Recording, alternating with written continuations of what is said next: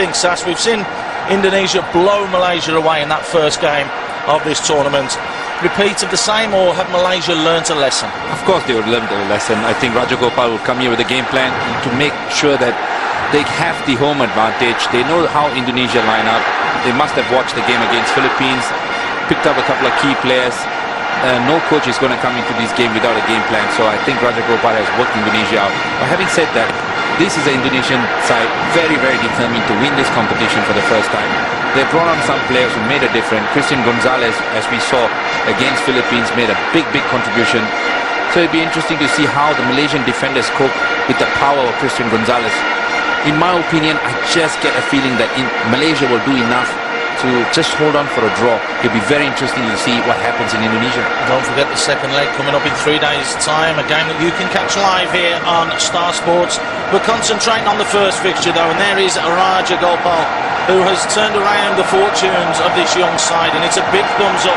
As mentioned, the oldest player, 26 years old, Mohamed Safi, and it's going to be Toma Masaki from Japan who will get us underway very, very shortly. Riddle, a man with vast experience who knows what this is all about and knows how important it is to win this competition. We've seen that stony face before. In fact, we've seen it all the way through the tournament. Yet to crack a smile, I believe, Sassy. Thanks, Paul.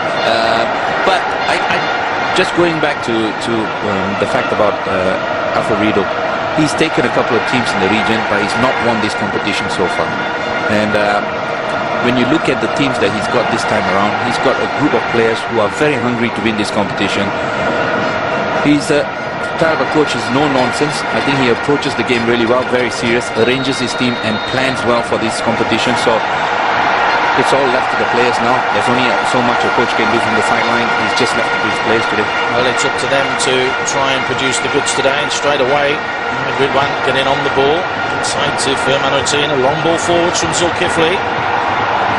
Look strong down the flanks, and a tactical change at right back with Mahali coming in to try and keep Okto Maniani quiet. May work for them. Good defending there though from Mohamed Nasser. Just clears his line, so Malaysia, you can hear the crowd. It's a partisan crowd behind them. There is a contingent of Indonesian fans there. The first thing the Indonesians will need to do is try and silence the crowd. Well, like any game, I think the visiting team would like to make sure that they don't make mistakes early on in the game, where they allow the crowd to get on the back of them. I'm sure Indonesia will like to keep the ball on the ground, pass it around. The way Malaysia are playing, very, very determined to keep the ball. Well, Indonesia looking to get stuck in straight away, messing around at all. Zulkifli flipped up the line, given away though. Azharuddin is there, wins the throw. Azharuddin has had a really good tournament and been very influential for this Malaysian side, the left back, and will want to make amends after scoring an own goal in the opening game. Of course, Malaysia going down by 5 goals to 1. And as you can see, it's the white shirts that are falling all over the middle of the park, but putting the challenge in. And Mohadi chasing and trying to make things happen, and that's a strong, strong challenge from Mahari. So again, maybe paying dividends for the Malaysians, bringing in this type of player just to quell that threat down the left-hand side. Yeah, absolutely. I think that's the only change Rajagopal has done. He's dropped Sabri purely because I think he fears the pace of Okto. Play a bit more, player with a bit more strength and a bit more concentration, perhaps. Well, Okto, we've seen him there as well. He's just gone over the top on someone. Saw him against the Philippines, where he was very, very naughty with Del Rosario going in there and nearly breaking the poor lad's leg and elbowing him to boot after the ball had gone. Safi couldn't make anything happen, so Indonesia going to try and make inroads here. It's a little bit too tight an area to start playing there. Here's Kuna, again, as impressed after that first game. There were a few changes to the Malaysian side, and there's a couple of them that are keeping their place now. The run forwards and the ball forwards not good enough. Michel and Mohamed Safi up front are going to have to work extremely hard to get anything out of Maman and Hamka at the back. Malaysian pairing looking very strong, but they are looking to break down the right-hand side. Amohadi skips inside one. Let's just to slow it down. Forwards from him, and questions being asked of Hanker straight away. Picked up in the middle. That's a nice little ball though from Firmino. Gonzalez is just half a yard in front of him. Well, that was bright from Indonesia. It was unfortunate that Christian Gonzalez couldn't control the ball. And if you're just watching, there's lasers being pointed out at the players, as we saw here. Not very good, is it, Sass? No, not at all. I think we saw that during the national anthem. This can really be hazardous for the players. Yeah, blinding when you're looking up and you're looking to try and receive a ball. If one of those catches your eye, of course, not condoning that at all. Of course, banned from FIFA games as much as possible, but you will have the odd person, shall we say, who shouldn't really be doing that, making sure that that happens as Mohamed Safi goes and closes down. Zulkifli, the man who's caught. It's a bright start really from both sides. No real opportunities of yet, but showing the intent to put their foot in and make sure that they've got a chance to victory and the trophy. Well, Malaysia have to be aggressive at home. After all, they've got the crowd behind them. It won't be the same story when they move to Indonesia. Well, there he is. He's swung an elbow again here, and he has got previous. Has Maniani Octo. As mentioned, there was that incident against Del Rosario against the Philippines. There it goes, bang, right to the side of the head there of Mahali. Well, he's got to be careful because he can be such a liability for Indonesia, and I think he's been booked by the Japanese referee here. That's a very, very good decision from the officials.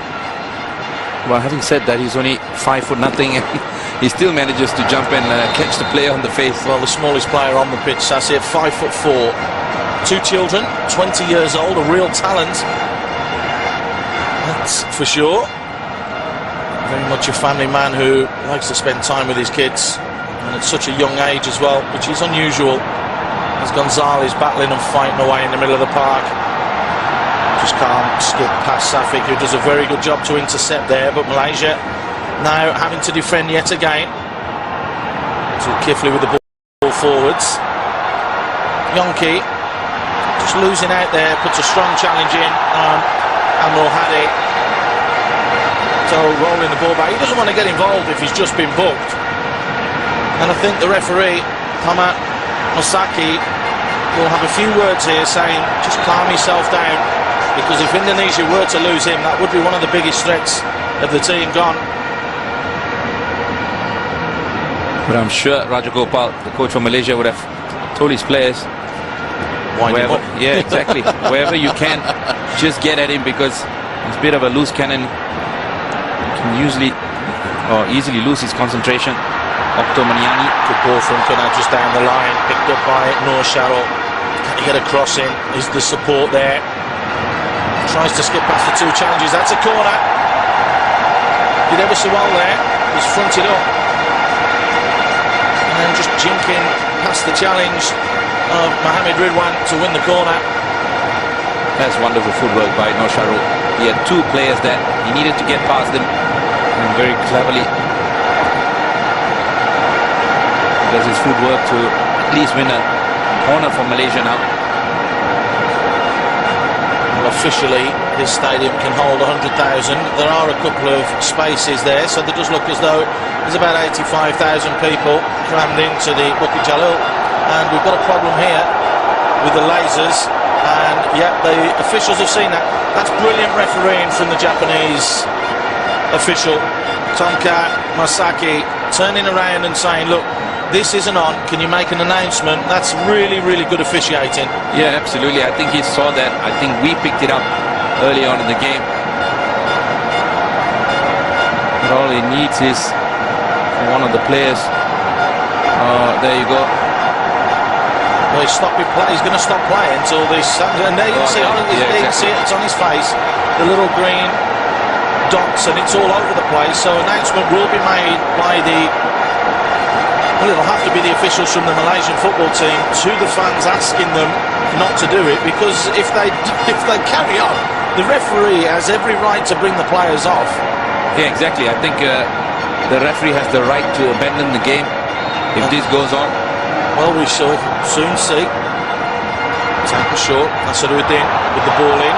Closed down though by the skipper, Firmanutina. Safi picks it up quickly, looks to get something going. Nice little movement there from the Malaysians, but unfortunately possession kept. Firmanutina again looking to set the Indonesians on the way. So making a run forwards. Asua just slowing things down. It's a tight position, but he's done ever so well, Asua. Forwards, and that's a great ball through. The flag's just gone up. It looked like it was Gonzalez. No, in fact it was Yonki that was making that burst through the middle. They do like to play on the shoulder. Just Sassi, just. Yeah, just as well. Yonki just saw the space in front of him and tried to attack it. There was some sort of a contact by the Malaysian defender.